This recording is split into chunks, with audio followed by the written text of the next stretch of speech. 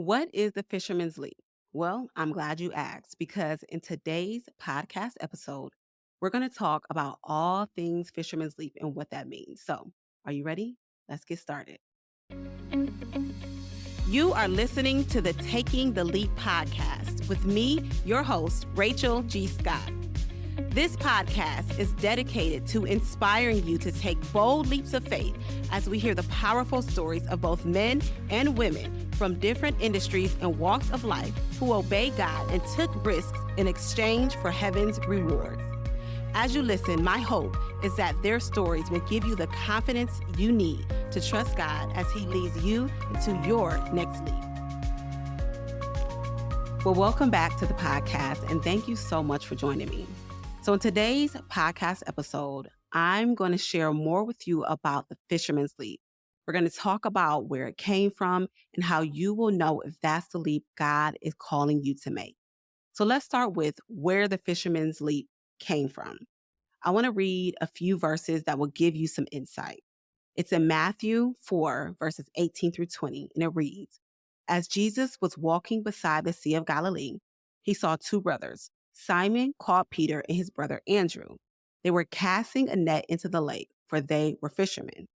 'Come follow me,' Jesus said, 'and I will send you out to fish for people.'" Now, y'all, some translations say fish for men. At once, they left their nets and followed him. So we see here that the disciples left everything they knew. They left their home, their work, their lives to follow Jesus. This really is consistent with what Jesus tells us to do in Luke 14 and 26 when he says, "If anyone comes to me and does not hate father or mother, wife and children, brothers and sisters, yes, even their own life, such a person cannot be my disciple." Now, he's not saying to hate in the way that we know hate to mean, but in the Greek, it means to love less or esteem less. I was listening to a sermon by Derek Prince the other day. He's a Bible teacher from the late 1970s, and he said it this way: hate means anything that comes between you and wholehearted devotion to Jesus. So Jesus is saying that in order to be a disciple, to move from fishermen to fisher of men, we need to be willing to put his will above our own, and that's hard. But this leads me to this idea of the fisherman's leap. The fisherman's leap is when you leave your job or your career and you step into what you believe God is calling you to do, be it a ministry or starting a business, becoming a stay-at-home parent, whatever it is. It's the idea that what you're walking away from is just as important as what you are walking into. But here are the key words I said. God has called you to do. Not what people say you should do or what you thought you'd be doing when you grew up. And I'm going to say it. It's not even what your degree is telling you you should be doing. Y'all listen, I have a bachelor's and a master's degree. And if it were up to them, this podcast would not even exist because they are in no way related to what I'm doing right now. I'm doing what God told me to do, not what my degree is saying I should be doing. Now, don't get me wrong. There are times when you need a degree or a certification for what he is leading you into. But listen, don't force a fit with that degree simply because you have it. Ask God what he wants you to do with it. My degree is not in journalism, it's not in communications or broadcasting, which, by the way, would have been really, really helpful in this thing that I am doing right now. But that's okay, because I want to do what it is that he has called me to do. I know I'm emphasizing that, but it's so important. So think about the missionary who sells his or her home so they can go to the other side of the country and teach students how to read and write. That's what God called them to do. And I know some of you are like, listen, Rachel, that's exactly why I'm afraid to tell God yes, because what if he tries to send me across the country?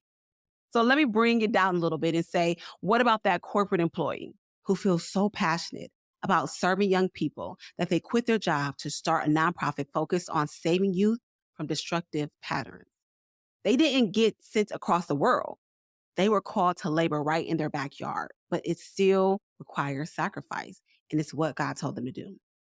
This person who's been called to the fisherman's leap, they feel called to walk away from their career in comfort to start a business or a ministry or some kind of endeavor.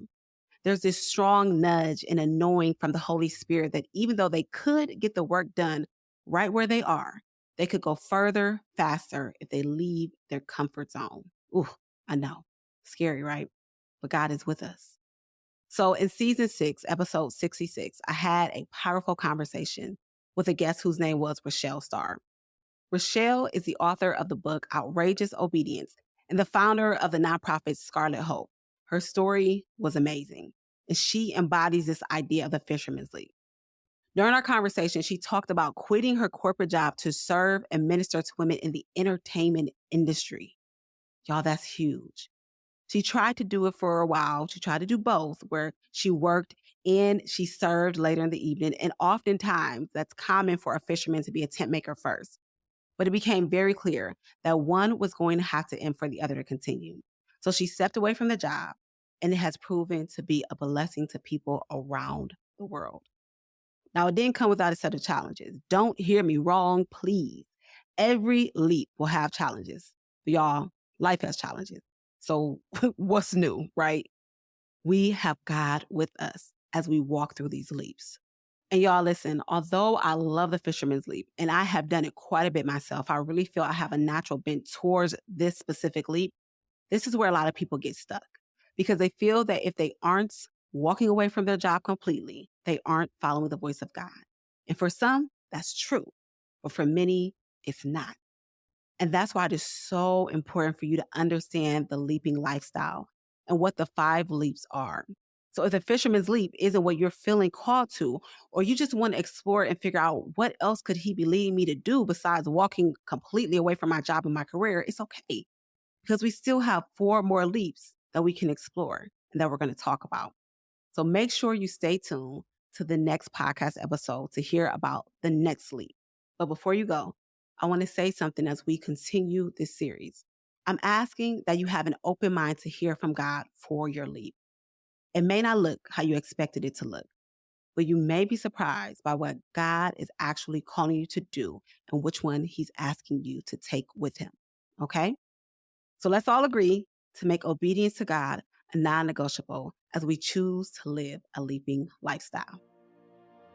Thank you so much for tuning in to today's episode. I hope you were inspired by what you heard, and you're even more encouraged to trust God with your next leap. Before you go, I want to invite you to visit the5leaps.com to learn more about upcoming guests, helpful resources, and our text community support, all intended to help you prepare to take your next leap. Enjoy the rest of your day, and remember, God can do more with our willingness than he could ever do with our worthiness.